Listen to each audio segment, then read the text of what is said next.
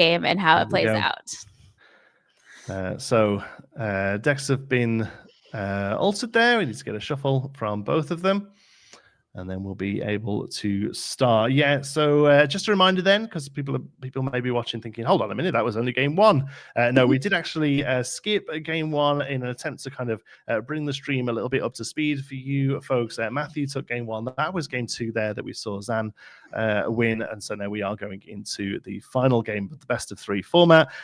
We move to best of three when we get to the single elimination cut of the second day, because there has to be a clear winner. We need to know who's moving on. It moves away from game wins being the focus of day one to accrue points into full match wins for the single elimination of day two. We see a Chernobog's followers coming down here for Matthew.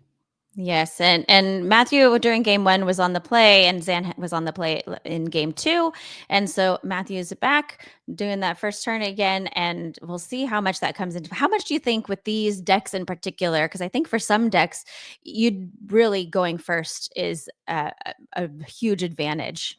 Yeah, I think it is, and I think for both of these decks it is, honestly. The board tempo of Ruby Amethyst really wants to come down early and put some threats down, but then also Zan just wanting to get that first whole new world sang as quick as possible. So yeah, there's always going to be a slight advantage to going first, as there is in any two-player game. Like I said before, ask any white piece players in chess, they'll tell you that there's a first turn advantage. So it's a tale as old as time, but it is relatively prevalent in some of the decks more than others. I think decks that ramp a little bit into the late game can do a little better recovering from a turn two play, but here, yeah, you really want to be coming out the gate singing. So we see a Minnie Mouse here. We saw those inked quite a bit in the last game, but now they're going to come down and start threatening some early lore lead. So we do finally see a singer. I think he just drew that Cinderella, but he didn't have any other singers in his hand until just now. And we also don't see that whole new world. So yeah, I'm sure he's... slow start for Zan here, unfortunately. We don't see a whole new world. We do see the Shift Queen, which I feel like is a pretty strong play here, even though... Oh, no, we're going to ink it. Wow, okay. So even though there's nothing to exert here, I still don't mind seeing that come down. Perhaps instead we see a flute. Yeah. And then and the Cinderella coming out. So as the next turn, then the songs are going to be online. Smee can start questing here. Not sure what Matthew's checking on the Cinderella, but yeah, we're up to a couple of lore now with the Smee. Yes, that Smee does take that damage since there are no captains out, and Rapunzel can come out as early as turn 4, correct? That's right, yeah. So Smee's just a really great quester on his own right. If you do have a captain out, he doesn't take that damage at the end of the turn if he's exerted. But yeah, even with that happening, most likely you're getting sort of 4, or even if with a perfect run, 6 ink out of 6 lore out of him, excuse me. But yeah, here in an Amber Steel build, that Rapunzel can come down and take. It's coming down on turn 4. She's only taking 1 damage from him because the damage does apply at the end of the turn.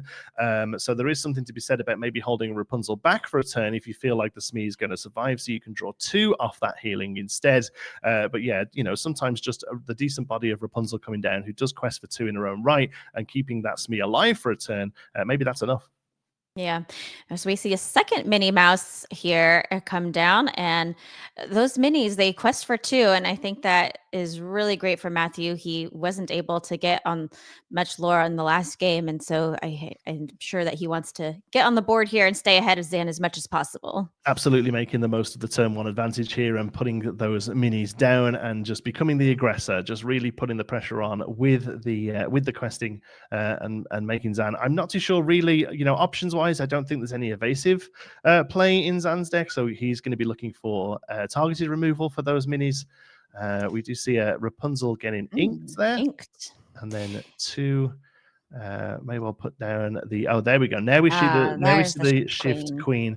Now, any other time would be a really great quester, to give something big enough challenge and get a free trade with the mini there. But like I say, mini is evasive, so you're not going to be able to do that. Instead, he uses the shift ability to be able to sing a whole new world.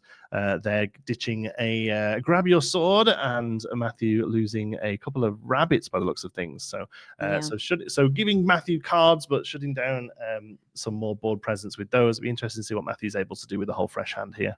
Yeah. It really is, like you said, it's a little bit of a double-edged sword, because it does give your opponent, a whole new hand, a whole new world, a A whole whole new new hand, yeah. hand. Yep. And he gets to see that hand. In fact, he just played Bare Necessities, one of my favorite songs, and he can discard any non-character card, and he chooses the Queen's Castle. Mhm. I'm sure Matthew's a little sad to see that go, but that Bare Yeah, Necessities can get rid of items, locations, songs, and yeah, that Queen's Castle. it was the only target for him, but it's definitely a good target, because it is going to Yeah. be something that he struggles to deal with a little bit with Steel Amber Steel, other than the and then along came Zeus. A lot of the stuff in Steel Amethyst, the stuff that's sticking to the board, has got big big bodies, but not great challenging necessarily. Their willpower is usually where the stats go, so it sometimes can be difficult to deal with those. So Yes. otherwise, good play there. Matthews really having to think now, because board parity is pretty much there now. He's I don't think it's going to be enough just to be keep questing. He's going to start to have to deal with some issues here. Luckily, Amethyst is very good at that. We can get rid of that queen while we can. We are having to sacrifice the snake into it, but I don't mind that at all. That queen sticking around and questing, not only questing for 2, but making Zan's trades much, much fairer, fixing the problem almost of Amber Steel's smaller strength characters. Yes, yeah. We also uh, didn't say, but Strength of Raging Fire was played and took out one of Matthew's minis. So he had 2 on Yes. the board, and one of those went. So yeah, he's got that Chernobog's Fallers, and he's trading it into Smee. So really trying to take care of this board. And And does now, so, absolutely does yes, he so. does. So with the Maui there finishing off Cinderella and still being able to quest with 2 there. Yeah, really great turn from Matthew, actually. That if we look back at this game afterwards, that may well have been the turn that swung it. That was a really great use of his resources there. Just on 5 ink was able to do that. Really good. Yeah, that's fantastic. Yeah, and on Ruby Amethyst, I know we've talked about this before, but you don't really need a lot of ink to do a lot. No, I mean, you're very often sort of trying to get up to 7 just so that Yep. be prepared. The big red button is online. But yeah, often a lot of the stuff you want to do, because of the bounce package of Madam Mim, you're very often able to run at a slightly lower ink count. Very often your early plays of Chernobog's followers, Pascal's, Rafiki's, if they're not able to do what they want to do, very often they're great bounce targets for the Fox, and then they become your ink moving into the mid game. So it's Wow. almost card draw. We got a double mini surfer coming down This here. is So triplets that's here. 6. Wow, 6. Talk about Steelsongs. We've got the trio of over here could sing a lovely song, I'm sure. The minis are going to be exerting for 6 ink next turn. That's kind of huge. We have a Robin Hood comes down, wants to challenge, can't But hit any can't. of them. Yeah, like you said, Steel really doesn't have in this Steel Song deck. There's no evasive characters, Well, a whole and new we see worlding another whole again. new world. The last one gave him those minis, so it'd be really interesting Yep. to see what the next one gets. But at this point, Zan is just going to be looking for answers. Needs to find those. Along came Zeus. I do see 1 in his hand, but that's only getting rid of a third of the problem right now. Yep. I think he has a Strength of Raging Fire there too. Okay. We'll keep ticking up the lore with flute, but instantly that 1 lore gain off the flute pales in comparison to those minis Oh, those sitting minis. there. Yeah, triple mini is really kind of insane. Matthew's got to be super happy about that. Love to see it. Yeah, I mean, she's small, but she's mighty. Yeah, absolutely. Just that evasive, it's just one of those things that sometimes decks just don't have an answer. So yeah, we've got a couple of Robin Hoods there. Its body's on the board, so maybe try and keep up the pace with the lore gaining. But at this point, 3 minis being able to ready there is Yeah. kind of huge. We can see a big quest here, I think. We may just see Matthew extend the board a little bit. We see a Medusa getting rid of the Robin Hood. Oh my goodness, this is absolutely Wow. huge. What a swing. That's a Yeah, Up 13. six evasive law, and Zan left with 1-1s across the board. Absolutely huge. Does not look good for Zan at this point. No, that Medusa really, really was wonderful to take out that Robin Hood and to be able to quest here for 6. He's up to 13. So right now it's unless Zan has some answers, which Yeah, he does so take care of one of those minis, then yeah, we're looking at a couple turns away from a win here for Matt. yeah, so that's exactly what he needed, the Zeus to get rid of one of them, but needs to find the others really to get rid of the rest of them. They're just going to keep questing at the There's moment. that Does strength find of a raging strength fire. there with the 3 characters out, Mm, and that was probably the reason for putting the Robins last turn, just getting them down, knowing that he was going to need that strength to be bigger. Strength there, dealing damage equal to the number of characters you have on the board. So that was those Robins coming down there. Didn't feel like much at the time, but really it was just sort of future proofing, so that strength was going to be online the next turn. Yeah, and again, that's just evidence of these players thinking ahead, knowing he wants to take out one of those evasives with that song, and that he needs the characters on the board and able to do it. Absolutely. At this point, I think Matthew just kind of needs to quest. I thought the footage had froze for a second. Both of the players went incredibly still. Yes, yes, yes. We're still They're we're just still thinking. I good. think it's still Zan's turn right now, There we and go. they're They're just yeah. just taking a look at this cards again, just trying to find some Yeah. outs. I think Matthew's just getting a good idea of what's going on in the game, just probably seeing how many of those steel removal spells have gone, because at this point, Yeah. what he's maybe thinking is, do I try and pick that mini back up with a fox or something, keep her safe, or am I happy just leaving her out there and keeping the pressure on? Yeah. And as we've already mentioned, at this point in the tournament, these matches are untimed. And so the players are really taking their time here to think through every move, every possible line of play. We Love that see Lady Tremaine coming down. Tremaine, yeah, I mean, Dan's just able to choose one of his one drops to banish here. Probably just looking to see how many of the shift targets have gone, but really at this point, that's an extra bonus. The train's just coming down as a 2-law quester here at this point. Yeah. Yep. She quests for 2, which is great at this point in the game. He's up to 16 now. And so he has enough on the board to take it next turn. Absolutely, and there's 2 readied characters and an evasive character still on the board there, so Zan's going to have to pull out some a lot of steel removal here. I'll never say never, but I'd be very surprised if he finds an answer to this board state.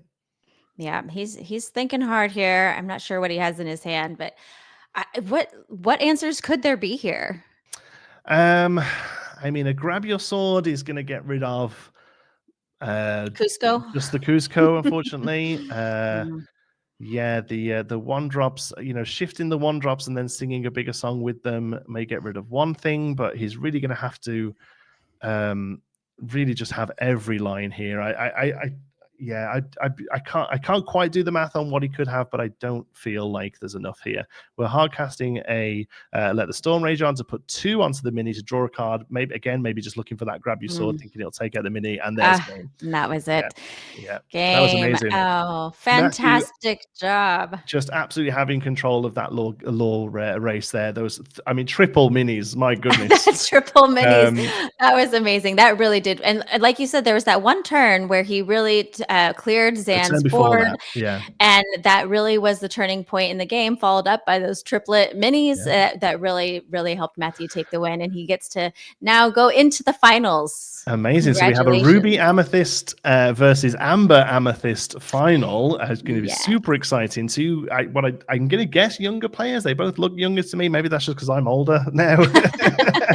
But really exciting stuff. But yeah, that Ruby Amethyst doing the work there with those minis. I feel like it might be the last time we see it. Some of the set 4 cards coming along are going to really start shutting down those lower strength things. Sisu is a big old lady who's going to be really shaking up those builds. So a really good sort of, perhaps a good send off to set 3 Ruby Amethyst there. I don't know.